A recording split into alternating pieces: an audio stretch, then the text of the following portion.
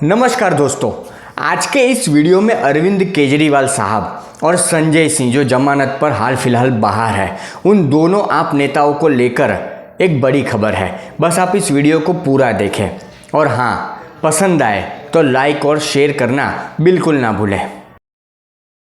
अब सबसे पहले अरविंद केजरीवाल साहब की बात करें तो जमानत लेने के लिए अरविंद केजरीवाल साहब और उनके वकील यहाँ से वहाँ हाथ पैर हिला रहे हैं। तो हाल फिलहाल दिल्ली की राव एवेन्यू कोर्ट में इसी जमानत याचिका के ऊपर एक सुनवाई हुई और इस सुनवाई के दौरान ईडी ने बड़ा दावा किया, एक बड़ी बात कोर्ट के सामने रखी। ईडी ने कोर्ट के अंदर दावा किया कि केजरीवाल को हाई ब्लड शुगर है, फिर भी वो जेल के अंदर मिठाइयाँ खा रहे हैं, आम खा रहे हैं। ईडी ने कोर्ट के सामने कहा कि अरविंद केजरीवाल जमानत पाने के लिए ये सब जानबूझकर कर रहे हैं, अपनी तबीयत को, अपने स्वास्थ्य को जानबूझकर खराब कर रहे हैं कि फिर स्वास्थ्य कारण बताकर वो जमानत ले पाए, वो जेल से बाहर निकल पाए। ईडी ने अरविंद केजरीवाल का डाइट चार्ट रखा कोर्ट के सामने और ये भी बताया कि शुगर की प्रॉब्लम है अरविंद केजरीवाल को, फिर भी उनके डाइट चार्ट में मिठाई है, आम है, जिसकी अनुमति किसी भी शुगर मरीज को नहीं होती। जेल के डीजी ने हमें केजरीवाल की डाइट भेजी है, उन्हें शुगर बीपी की समस्या है, लेकिन देखिए वे क्या खा रहे हैं, आलू पूड़ी, केला, आम और हद से ज़्यादा मीठी चीज़ें। और अरविंद केजरीवाल साहब को घर का खाना खाने की इजाज़त है और ये भी हमने देखा है कि सुनीता केजरीवाल अरविंद केजरीवाल के लिए खाना लेकर जाती है, 2 टाइम 2 वक्त वो अरविंद केजरीवाल के लिए खाना लेकर जाती है। तो क्या घर वालों को पता नहीं है कि अरविंद केजरीवाल को इतनी बड़ी समस्या है, शुगर प्रॉब्लम है? तो जानबूझकर ये डाइट प्लान बनाने का क्या मतलब? जानबूझकर प्रॉब्लम है फिर भी जानबूझकर आम, मिठाइयाँ ये सब खाने का क्या मतलब? मतलब साफ है कि प्राण जाए पर राजनीति का लालच ना जाए। और अरविंद केजरीवाल ये सब जेल के अंदर इसलिए कर रहे हैं कि इन फ्यूचर अगर उनकी तबीयत जेल के अंदर बिगड़ती है तो वो फिर एक बार मोदी के नाम का रोना रो सके, बेफालतू का हंगामा वो खुद और उनके आम आदमी पार्टी के नेता कर सके, जेल प्रशासन के ऊपर सारा ठिकरा फोड़ सके। पर अच्छी बात है कि ये सारी बातें कुछ हो उससे पहले बाहर आ जाती है। सच्चाई जो सच है वो पूरे देश की जनता के सामने आ जाता है कि किस तरह अरविंद केजरीवाल और उनका परिवार और उनके आम आदमी पार्टी के नेता पूरा एक प्लान बना के बैठे हैं कि किस तरह अरविंद केजरीवाल को बाहर निकाला जाए। अरविंद केजरीवाल की इस नई नौटंकी के बाद अब बात करते हैं संजय सिंह के बारे में, जो हाल फिलहाल जमानत पर बाहर है। अब हाल फिलहाल संजय सिंह ने एक प्रेस कॉन्फ्रेंस की और वही घिसी पीटी रिकॉर्ड चलाई।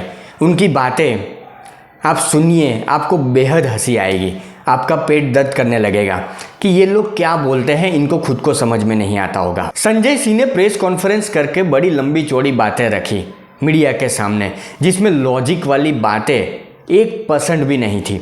संजय सिंह मीडिया के सामने कहते हैं, प्रेस कॉन्फ्रेंस करके देश की जनता को गुमराह करने की कोशिश करते हैं, हंसी छूट जाए ऐसी बातें करते हैं। संजय सिंह कहते हैं कि नरेंद्र मोदी अगर ये चुनाव जीत गए 2024 का तो आप देख लीजिए आने वाले वक्त में देश में कभी चुनाव नहीं होगा। नरेंद्र मोदी अगर ये चुनाव जीत जाते हैं तो संविधान खत्म कर दिया जाएगा, संविधान बदल दिया जाएगा, आरक्षण को पूरी तरह से खत्म कर दिया जाएगा।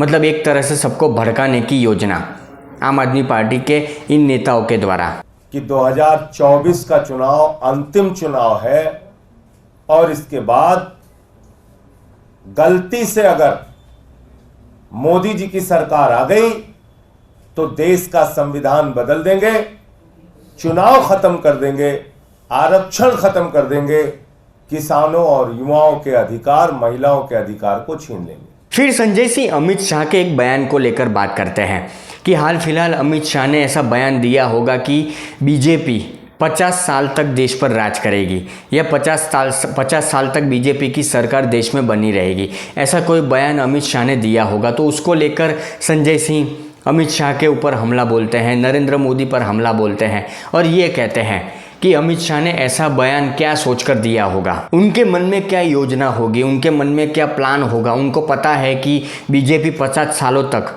50 सालों तक देश पर राज करेगी, 50 सालों तक बीजेपी की सरकार देश में बनी रहेगी। मतलब एक तरह से माहौल बनाने की कोशिश कि जैसे नरेंद्र मोदी, अमित शाह, बीजेपी देश को कब्जे में कर लेगी, मतलब देश पर कब्जा जमा देगी, जैसे वो राजाओं का वक्त था, उस तरह से माहौल बन जाएगा देश में। ऐसी बातें, डराने की बातें संजय सिंह देश की जनता के सामने रखते हैं। लोकतंत्र खतरे में पड़ जाएगा वगैरह वगैरह। देश के गृह मंत्री ने एक बयान दिया, उन्होंने कहा साहब 50 साल तक बीजेपी राज करेगी। 50 साल तक, कहां से आई ये बात उनके दिमाग में? क्या योजना है उनके मन में? चुनाव कौन जीतेगा कौन हारेगा ये तो जनता तय करती है। तो 50 साल तक बीजेपी राज करेगी, ये देश के गृह मंत्री अमित शाह जी बोलते हैं। अब संजय सिंह मीडिया के सामने बिना सिर पैर वाली ये सब बातें रखते हैं, तो जरा वो देश की जनता के सामने ये बात भी रखें कि 10 साल से आम आदमी पार्टी की सरकार है दिल्ली में। केजरीवाल जेल में है, फिर भी वहाँ से सरकार चलाने की बातें वो करते हैं।